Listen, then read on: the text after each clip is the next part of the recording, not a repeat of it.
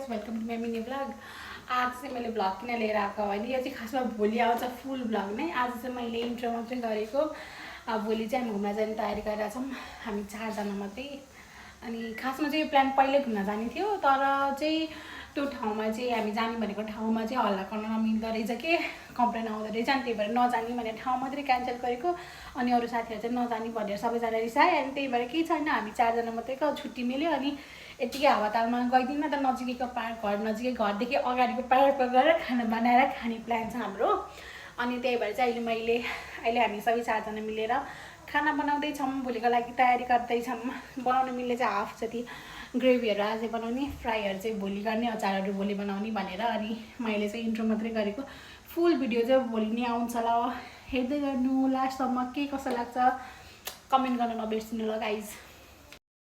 म चाहिँ उठेर रेडी भएर पनि मैले कविता चाहिँ सरदाको मेकअप, सरदाकोबाट ईश्वरीलाई कुरेर जाने हो।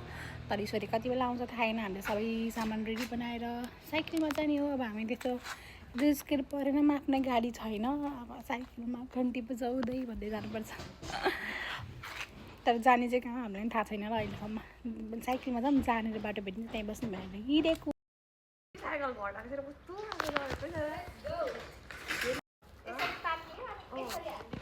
यसरी जाँदैछ अब हामी जान लाग्यो ल, बाई। अनि हामी चाहिँ बाटोमा जाने ठाउँमा पुरा धान रोपिरहेको थियो, नेपालको जस्तो ट्र्याक्टरले धान रोप्दै थियो। हेर्दै हेर्दै भ्यूको इन्जोय गर्दै गयौँ। अब चाहिँ हामी आयौँ हाम्रो डेस्टिनेसनमा, बल्ल बल्ल बल्ल कति दुःखले आयौँ साइकलमा। अझै यिनीहरूले बस्ने ठाउँ खोजिराख्ने यहाँनिर। म देखाइदिन्छु यहाँको लोकेसन कस्तो छ भनेर ल गाइज। हेर कस्तो दामी छ यहाँको भ्यू, वाउ। अनि चाहिँ हाम्रो साइकलहरू भयो। अनि यहाँ चाहिँ घडीवाला पार्क रहेछ कि, यो घडी पनि छ यहाँ। घडीवाला पार्कमा हामी एउटा फोटो खिचेर यी दुईजनाहरूले चाहिँ म्याप हेरिरहेछन् अझै पनि। हाम्रो रेडी हुँदैछ गाइज खानेकुराहरू। ठुलो भयो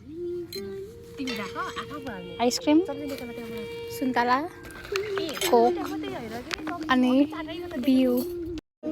अब हाम्रो खानेकुरा रेडी भइसक्यो। यो पनि बाँकी छ है, पहिला सबै थोक हाल्यो अनि हामी त अब खायौँ। अब फोटोसोटो खिच्न लाग्यो, फोटोसोटो खिचौँ भन्ने लागेको। वाउ, केटीहरूको झगडा त्यही हो, एउटाको लिपस्टिक फुटालिदियो भनेर नक्कल पारिराख्ने र त्यसरी। ठाउँ त कस्तो दामी रहेछ तर।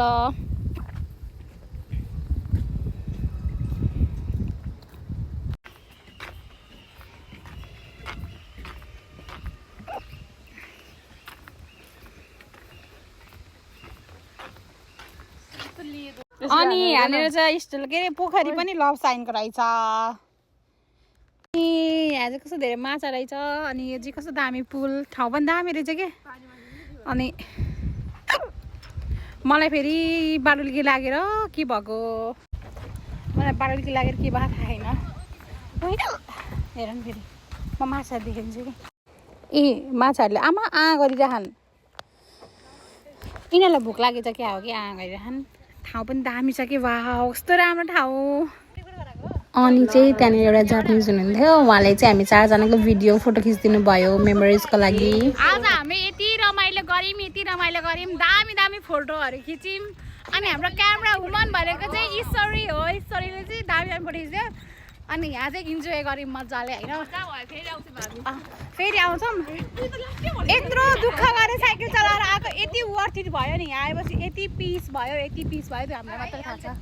त्यही भएर आजको दिन चाहिँ खतरा मेमोरेबलवाला भयो क्या, मेमोरेबलवाला। अझ लास्टसम्म हेर्नु, हाम्रोमा अझै के गर्न बाँकी नै छ। नाच्न बाँकी नै छ, घर जान बाँकी नै छ। त्यत्रो बाटो 6 किलोमिटर साइकलमा आएको, घर जान बाँकी नै छ अझै। हामी 6 किलोमिटर साइकल चलाएर कम हो हामी हिँड्ने भनेको राम साइकलमा। तर यहाँको ठाउँ चाहिँ एकदम दामी, एकदम पिसफुल, आनन्दको। नेपालको पोखराको ड्याम साइड लेक साइडतिरको भाइब्स दिने खालको ठाउँ के। वाउ, वेदरले पनि साथ दियो। अब चाहिँ हामी यहाँबाट जान लाग्यो। हाम्रो चाहिँ सबै कुरा सक्यो, खायौँ, रमाइलो गऱ्यौँ, नाच्यौँ, गायौँ, टिकटक गरायौँ 2-4 वटा। अनि उसलाई चाहिँ ऊ चाहिँ पिरमा मर्कामा छैन चिलमा अब जानुपर्छ मस्कारा लगाएको पुरै कालो भएछ अब जान्छौँ घर गएर पनि कन्टिन्यू गर्छु कि गर्दिनँ भ्लग थाहा छैन त्यही पनि म एन्डिङ चाहिँ गर्छु ल पेड नगर्नु होला अब हामी सरिताको घर आयौँ यहाँबाट हाम्रो घर जान्छौँ चिया बनाएर खानुपर्छ किनभने चिया यति धेरै मिस भएको छ नि हामीलाई मात्र थाहा छ एकदम रमाइलो भयो इन्जोय गर्यौँ भन होइन तँ अहिले भन्नुपर्छ त्यो अहिले लास्टमा इन्डिङ चाहिँ लास्टमा गर्नुपर्छ ल घर आएर पनि चिया खाएँ ल गाइस ल घर आएर चिया खाइसक्यो आज हाम्रो ईश्वरीलाई यति भोक लागेको छ घर आएर चिया खाइसक्यौँ अब चाहिँ हामीले चटपटी खान्छौँ चटपट खाइसकेपछि भात खान्छौँ अनि त्यसपछि हाम्रो ब्लग इन गर्छौँ अब हाम्रो चटपट रेडी भयो चटपट खान्छौँ हामी 4 जना मिलेर लगाइज हामीले चटपट पनि खायौँ बार्बिक्यू गर्न नै लिएर आएको कि त तर गरेनौँ ठिक छ हाम्रो पछाडिको ब्याकग्राउन्डलाई चाहिँ अब ब्लर गरिदिनु होला आफैले चटपट खायौँ आजको दिन चाहिँ यति वर्थ इट भयो होइन हिँड्दा हिँड्दा जाँदा थकित त भएको थियो तर हाम्रो डेस्टिनेसन कस्तो भयो के भयो ठाउँ कस्तो थियो भने हजुर सबैलाई थाहा छँदैछ त्यही भएर अझै राम्रो ब्लग लिएर आउने ट्राई गर्छु लास्टसम्म हेर्नु भएकोमा धेरै धेरै धन्यवाद thank you so much love you all